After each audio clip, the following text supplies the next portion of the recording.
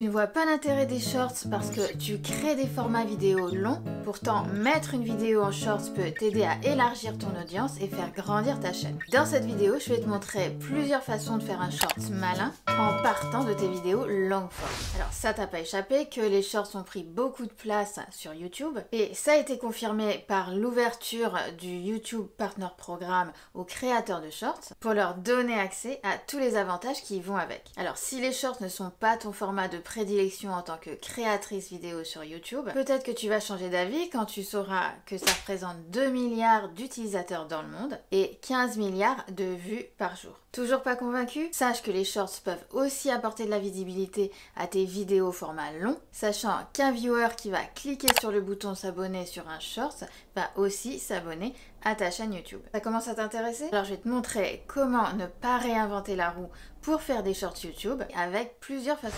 Alors pour réaliser les shorts comme je vais te montrer, tu auras besoin de l'application YouTube. Assure-toi d'avoir ton application à jour et c'est la même chose que tu sois sur Android ou sur iPhone.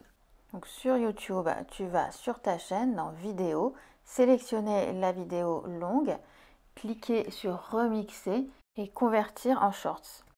Tape ensuite sur 15 pour avoir un short de 15 ou 60 secondes.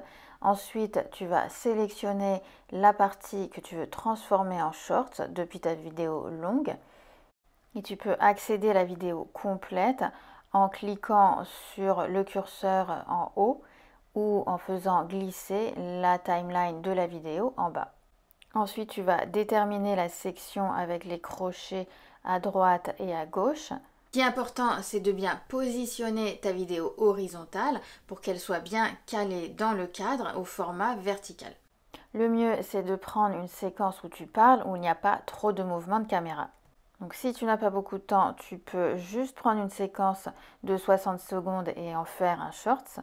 Sinon, tu peux importer un autre clip de ta galerie photo ou ajouter un extrait que tu vas filmer pour arriver jusqu'aux 60 secondes. Et là, tu peux le faire en cliquant sur suivant et sur la flèche en haut à gauche.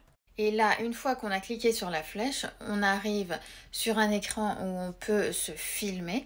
Donc, il suffit de cliquer sur le bouton rouge en dessous. Et là, on va voir la barre de progression aller jusqu'aux 60 secondes. Et pour voir ce que ça donne, on va cliquer sur le check en bas. Après, on a des options supplémentaires. On peut ajouter du texte qu'on va positionner et on peut l'agrandir aussi sur notre short.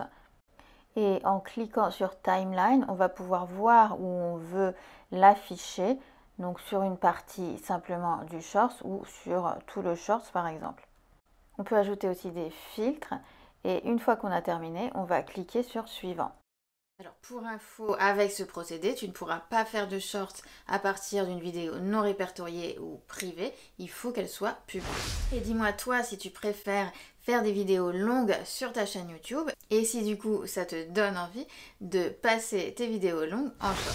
Une autre façon de recycler tes vidéos longues en shorts, ça va être de reprendre un extrait de ta vidéo, mais au lieu de l'utiliser telle quelle, on va la mettre en arrière-plan. Ce qui est très important ici, et je te dis ça parce que j'ai beaucoup cherché la solution avant de la trouver, c'est de couper le son de ta vidéo que tu vas mettre en arrière-plan. Donc toujours sur ta chaîne dans remixer fond vert, tu vas en haut à droite pour tout de suite couper le son. Là, c'est le même principe. On va pouvoir choisir un clip de 15 ou de 60 secondes. Et ensuite, on va pouvoir cliquer sur Suivant. Donc après, voilà ce qui se passe. Il y a la vidéo qui apparaît en fond d'écran et moi qui apparaît devant. Et je peux réduire et déplacer mon image. Et si je veux enregistrer, je clique sur le bouton rouge. Voilà, et donc ça va enregistrer. On va m'entendre moi avec ma voix et on va voir la vidéo derrière dont le son aura été coupé. Alors ensuite, je vais cliquer sur Check. Donc là, on a vu deux façons de mettre une vidéo en shorts avec ton propre contenu, mais on peut le faire aussi avec le contenu d'autres créateurs. Alors YouTube donne cette option aux créateurs pour faire connaître leur contenu auprès d'autres audiences. Et là, on peut utiliser du contenu vidéo ou audio. Alors là, comme c'est pas notre contenu, on n'est plus limité dans les options. Je vais te montrer comment faire toujours sur ton téléphone. Je vais cliquer sur Remixer. Et là, j'ai l'option d'utiliser du son de cette vidéo, de couper un segment ou d'utiliser un fond vert. Alors attention encore une fois à bien retirer le son sur la vidéo que tu utilises si tu veux pouvoir faire en sorte qu'on t'entende si tu parles par-dessus la vidéo. Et quand tu vas cliquer sur couper, ça va te permettre d'obtenir un clip de 5 secondes de la vidéo longue de ce créateur. Et comme j'ai fait avec ma propre vidéo, je peux me filmer pour rajouter une section supplémentaire à mon shorts en cliquant sur le bouton rouge jusqu'aux 15 secondes ou 60 secondes de mon shorts. Ensuite, je vais cliquer sur le check blanc pour voir ce que ça donne. La plupart du temps, c'est inutile de le préchauffer, à part peut-être pour certaines recettes que je vous montrerai dans un instant. Jusqu'aux 15 secondes ou 60 secondes de mon short. Utiliser la fonction remix, c'est intéressant. Pourquoi? L'avantage, c'est que quand on est créateur vidéo et qu'on utilise un clip de tes vidéos à toi, ça renvoie à ta vidéo et ça te permet de faire connaître ton contenu à une plus grande audience. Et quand c'est le cas, tu reçois une notification. Et si tu ne veux pas donner accès à cette option, tu peux aussi la désactiver. Et tu peux aussi mettre la vidéo d'un autre créateur en arrière-plan de ton short.